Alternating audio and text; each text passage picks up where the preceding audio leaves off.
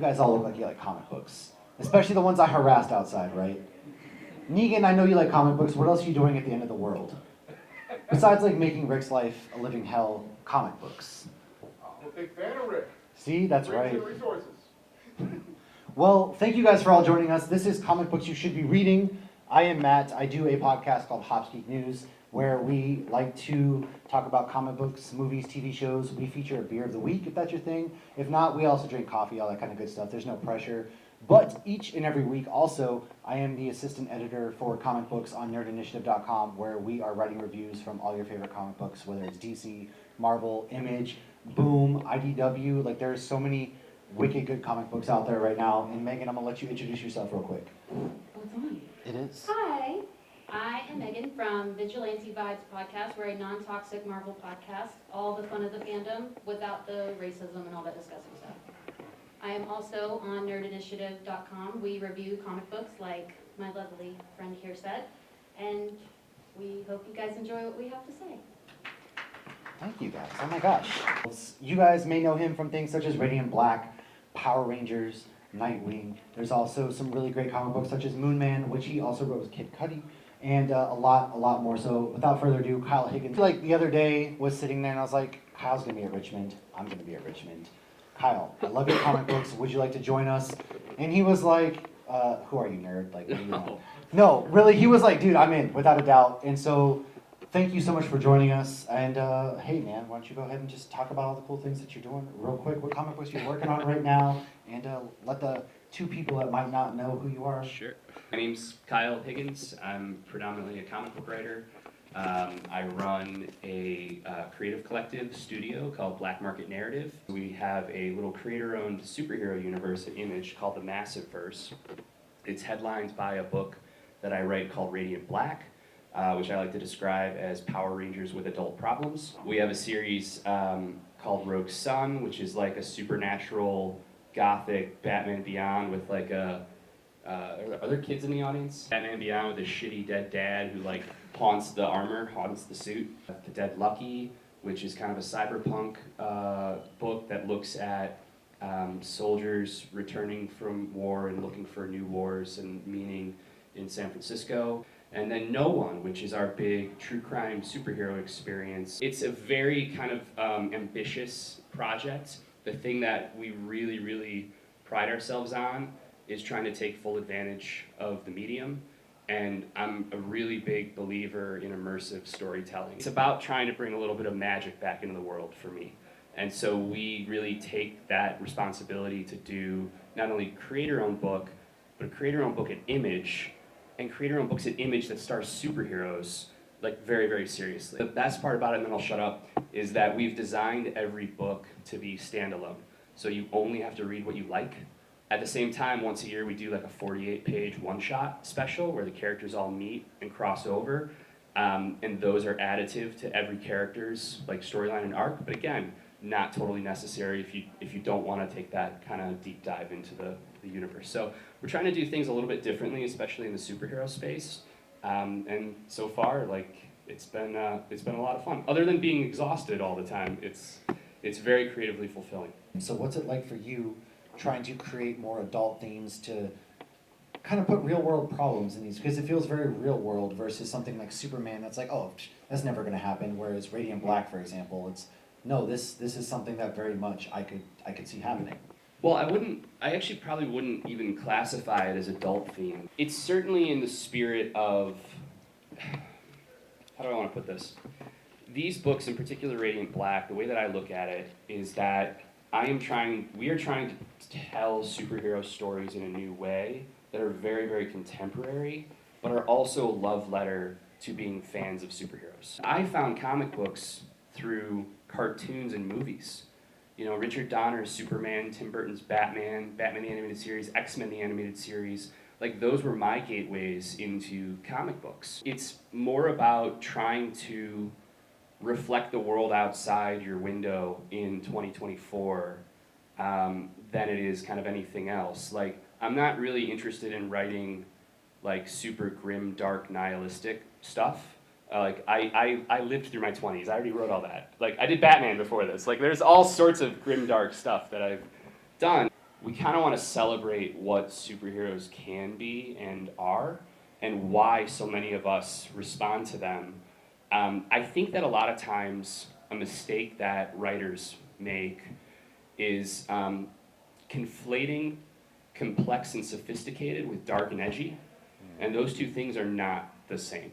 I would argue that something like Into the Spider-Verse has far more complex emotional, narrative, and humanistic kind of attributes to it than anything Zack Snyder made. And that's not a diss against any of the Snyder movies. I'm just using them as a point of comparison between the two. We're all going to be jumped in the parking lot now. That's fine. So it's really, I guess, coming through that lens. Yeah. And now you go from something such as Radiant Black in the Massiverse to, we've touched on something a little Batman, No One. Mm-hmm. You've collaborated on a podcast with Patton Oswalt. You have this character which we don't know who this vigilante kind of is, delivering this justice on the streets. What is it that you can tell us about how this whole universe in Pittsburgh came together? With No One, Mm-hmm. specifically? So the No One series is all set in Pittsburgh. Originally, the very beginning of this book actually comes from a Batman series that I was going to do with Tim Sale.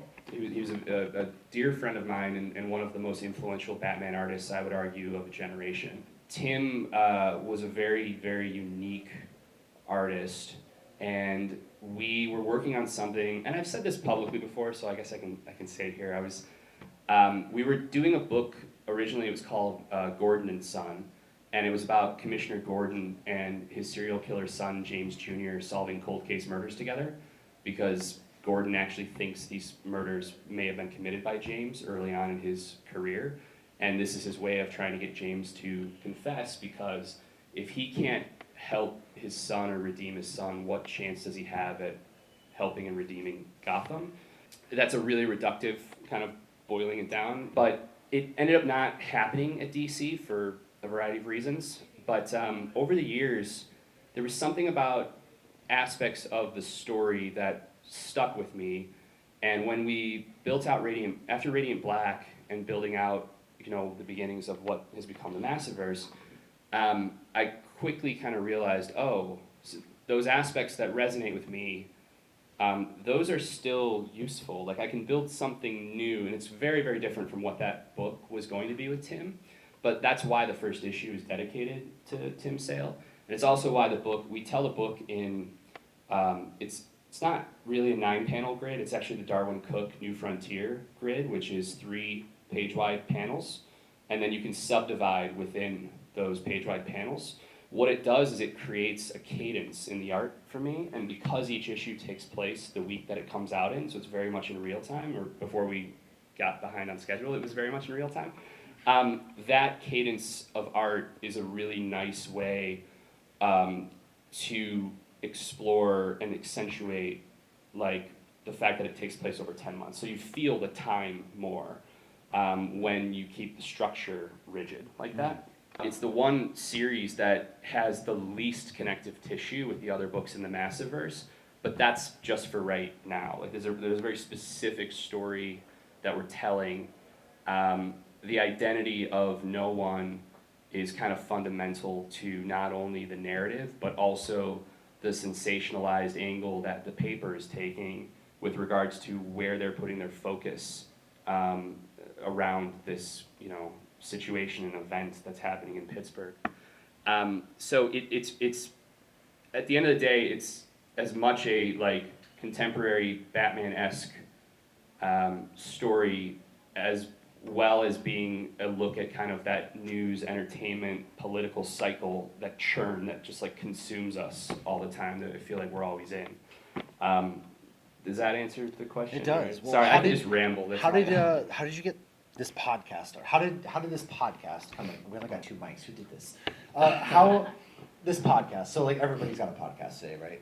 But you don't just have a podcast. It ties in very much with the universe of No One. Yeah. And then you do have heavy hitters like Patton Oswalt voicing on this podcast. So how did this idea? Was it always kind of built in? Hey, we're gonna do this comic book. We're gonna do a podcast that follows along with it. Because a lot of the end of the issues, if you guys don't know, is, hey, continued on in the No One podcast, which is absolutely fascinating. Everybody here should be listening to that. The character went up against his greatest challenge yet, creative license. There was an unauthorized YouTube fan film being made, and it was like a death battle type film, and it's like who'd win in a fight between Radiant Black and the character Blaze, which is from my other series, Cowl. It's about the 1960s superhero labor union in Chicago, which is based on a film that I directed in college. So the real Radiant Black shows up on set and chews out the director because he got a hold of the script and realizes he loses. And then he calms down when he looks and figures out that they cast Will Friedle to play him. He's like, did you guys get Batman Beyond to play me? And they're like, yeah. And he's like, Eric Matthews with superpowers? That's actually kind of dope. So he offers to help him out and do all the visual effects in camera. But he has some thoughts on the script. So a few pages later, as a total surprise, there's an ad for like the film has come out, right? There's a QR code on that page. And when you scan that QR code, we made a 5.5-minute fully animated short film with Will voicing Radiant Black. The actors who played Blaze and some of the other characters in my short film in 2007, they came back and voiced the characters again now. I directed the whole thing. Alex Siegel, who wrote Cowl with me, created Cowl with me. Alec and I wrote it. Alec edited the film.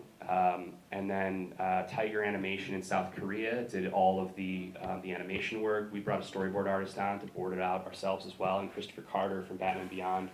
He came and did all of the music. He scored the whole thing. Well, the real immersive way to do this is to have an audio series that is in universe with the comic. So as they name suspects on the podcast, spoiler, those suspects start getting killed in the book. And so the story is very much like this, and it's intended that you listen to each episode of the podcast after you read each issue of the comic. And that is as challenging of a story to build as it sounds like. So Brian Buccellato, who is the co-creator with me, and Jerald Borges, who's on art, Brian and I wrote this for about a year. We basically built a story Bible that is like, it's easily 200 or 300 pages long. And then it meant also writing all of the episodes before we had written the comic, because I needed to be able to record with all the actors over a 3-day stretch last January. And then the other episodes, we did that for the first 6, and then we had to record episodes 7 through 10 in July before the actor strike. And then you're locking yourself into story many months before you're actually writing the comic that has to actually intertwine like that. So it was a very complicated logistics feat, but it's, again, like narratively, they really are like this. And so it's been a lot of work, but it's been very rewarding. We can all agree that a Gordon and Sons would have been really cool to see, so kind of disappointed about that. But some of your more underrated stuff, I feel, has been the Deepp Cuts run. Mm-hmm. That was one that I reviewed for nerdinitiative.com, and it's not about superheroes, but I will tell you it is fantastic, and you should all check it out. Why don't you tell them a little bit about that? And my best friend in Chicago, who I grew up playing in jazz bands with, his name is Joe Clark. Joe is a monster player in Chicago to this day. He also teaches at Northwestern and DePaul jazz. He's a composer, an arranger, a trumpet player. And so we decided to build a comic series called Deepp Cuts, which is like, it's a story that spans 60 years. So every issue of the comic is 48 pages long, so it's like a little novella with a different artist, and it takes place in a different decade of American history and jazz in America. So it starts in 1917 New Orleans, and then it's 1929 New York and Chicago, 1940 Kansas City, 1950s New York, which is like our bebop and hard bop era, 1969 LA, with about a burnout music critic, it's like a Coen Brothers movie, and then 1977 Rio de Janeiro, and kind of a world tour with this like weather report type group. And it's really about these like stray and loose connections that create this tapestry across not only generations but across music. And so you're always coming after someone and before someone, and there's something very beautiful about that. And so we wanted to kind of find a way narratively to capture that feeling. The artist lineup is just insane. It's Danilo Beirut, Helena Macelis, Diego Greco, Ramon K. Perez did our hard bop era in New York. Juni Ba did our LA issue, and then Toby Cypress did our like world tour issue, and it's all colored beautifully by Igor Monti. It is, I can tell you straight up, as a music nerd too, like it is some of the most beautiful artwork. Kind of, how did you decide which decade? Because jazz is something especially that has become so influential from the second it started in the early 1900s. It's evolved every kind of decade, there was something new. And I think it really, like the 50s, 60s is kind of when it really exploded in a different manner. How did you pick which decade? How much research went into this? How did you be? Well, you say exploded in a different manner. Like, I would actually argue that in each one of those decades, there's an explosion. Like, Exactly. it's just very, it's different though. So like, we wanted to look at eras that were important to us, but also that we felt like, you know, touched. Yeah, I don't know. It's hard to put my finger on, but like each issue takes place essentially 10 years after the previous issue. Mm-hmm. So we're kind of going by decades, but I mean, look, jazz is part of what's so beautiful about it. It is this combination of, you know, of high art and I guess low art. Like it's coming from all these different walks of life and these different avenues, and you're coming out of blues, you're coming out of bluegrass, you're coming out of, like, it's this stew, it's this melting pot. There's a thread in the book that is one of my favorite things, and it involves a song that songwriter, she writes in 1929 to be for her first Broadway musical. The problem is the show is like, it's awful and it's totally gonna bomb. And the show promoter is telling her like, well, if we had one hit song, like that could save it, maybe, you know, like we've seen that happen before. And so she's got to write a song basically over a weekend, and but it needs to be like a jazz thing. She's not really a jazz writer. Poor Gail. So she goes to Chicago for her, I think it's brother or cousin's wedding, and the issue ends up becoming this kind of Wizard of Oz-esque parable and homage, where she's moving through this place trying to discover how to write this song, and by the end of it, she writes a song that is inherently hers. It may not be jazz, but it's her, and she thinks she's totally nailed it, and you turn the page and the show is bombed. So she sells the publishing rights on that song for pennies on the dollar and for no credit, just to get the song out there. That song becomes a hit in the next issue in the 1940s, covered by a different musician, and she gets no credit for it. That song also then transcends going forward. I don't want to say quite how, but there's a term called a contrafact when it comes to music, which means you can't use the same melody from an existing song. Like that's copyright territory. But you can use the same chord changes. And so if you're writing new melodies over the same chord changes from years past, that's this direct connection of one influencing the other, but in a new way. It's new ingredients that you're throwing on, right? Right. So that's really where, like, narratively we started from, figuring out how to weave things like that through these 6 issues. So did you always kind of plan for them to be, they're not quite intertwined, but they feed off each other? Was that always kind of the plan? Yeah. But that's what music is. Yes. Like, so much about what this book is trying to say, and it was important to Joe and myself that this not be like an academic look at jazz. Like, we wanted something that was colorful and vibrant, and something that was incredibly humanistic. Like, we want to tell stories about these amazing musicians and songwriters and critics and everyone involved in this kind of, I guess, scene, for lack of a better term. But when you realize, like, when you go down the music rabbit hole of, like, just looking at side players, right? Go look at something like Kind of Blue by Miles Davis, and go look at all of the musicians on that, and check out all the other albums that they've played on and the groups that they then fronted as well. Like, you know, Cannonball Adderley, John Coltrane, beasts in their own right. Mm-hmm. You know, Bill Evans, I think Bill Evans is on Kind of Blue, but Bill Evans, seminal pianist that has done a million things. I mean, later on, Herbie Hancock, which he's his own, you know, amazing monster. Like, just going down that list of, like, look at all the albums that Tony Williams was a drummer on. Like, that type of interconnectivity happens, like, and has happened and continues to happen. That's one of the, like, to me, it's one of the beautiful things about it. Oh, 100% agree. Music is one of those things that transcends time. It Mhm. transcends everything else. We gotta talk about one thing. We did talk about that. Do we have any card game fans out there? Yeah. So what's the card game about? How did this card game come about? And I know we've gotten our hands on it already, being Nerd Initiative. And what can you tell us about this? It's a card game called the Massiveverse fighting card game that we've made in partnership with this really great game studio called Solus Games. So it's a player versus player card fighting game, but it's all like the character art and box art was done by Dan Mora, who you may know from basically redefining all of DC Comics right now. Dan and I, we didn't actually work together on Power Rangers, but we were there at the same time. He worked with Ryan Parrott mostly, and I worked with Daniele Di Nicolo. So Dan was able to come and do this because even though he's DC exclusive, all of this art is not for comics, it's for a card game. It's a game. So I was able to get him to do it without, hurting Loopholes, contract. baby.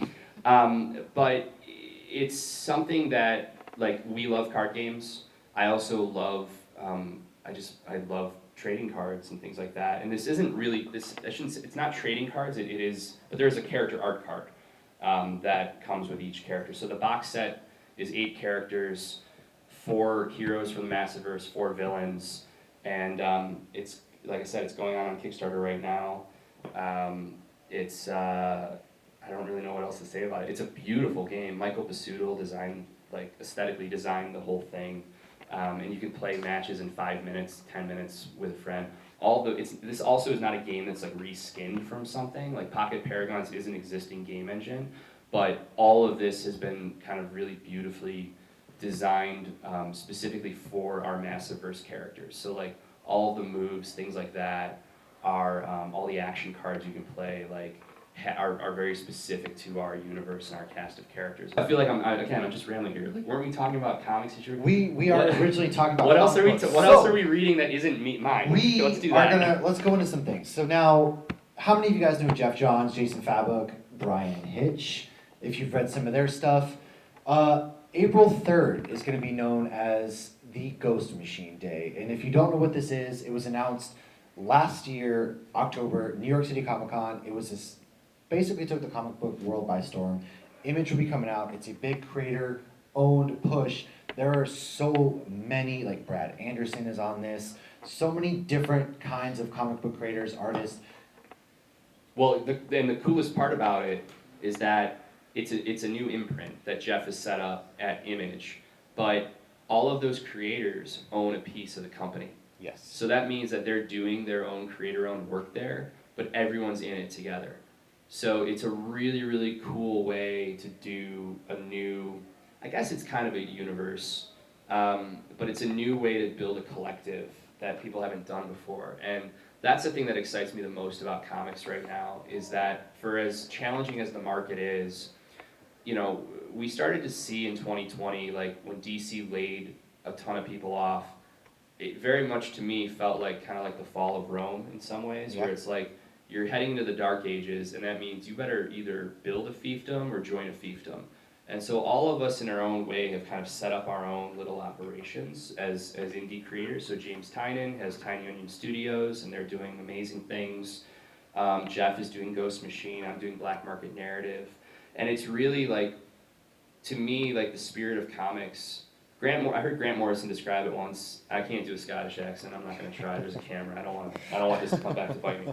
But I heard him describe comics once. He's like, no, he's like, comics are like mainlining. He's like, they're straight, like first drafts. Like, you get the good stuff. It's not overworked. It's not overnoted. It's just like straight into your, your cortex. And that to me is the best comics. Like, taking big ambitious swings, and what they're doing with Ghost Machine, I feel like is very much in that space. First one is going to be Rook Exodus. It's basically Jason Fabok's baby. Since he was young, described it as, he's always had this idea, these people, they wear these animal masks and they kind of take on the personality of these animals, and it's just this futuristic post-apocalyptic type world.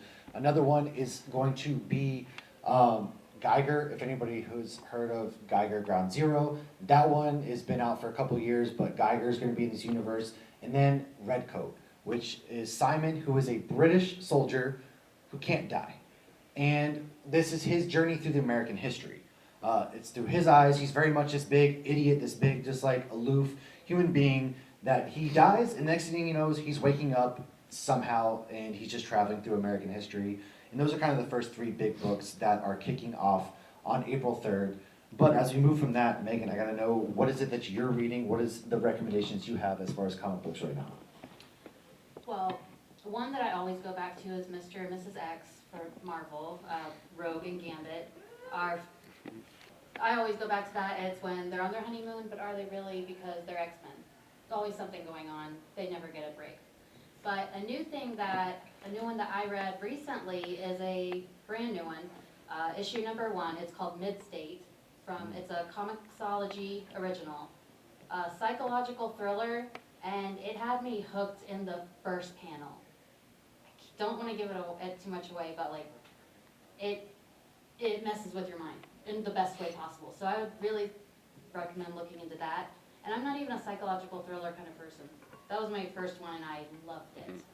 So I would really check that one out. Another big favorite of mine right now is called Kill Your Darlings. Yeah. This is, just an absolutely insane, Griffin Sheridan, Ethan Parker, they are just absolutely destroying this comic book. There's 7th issue comes out next week.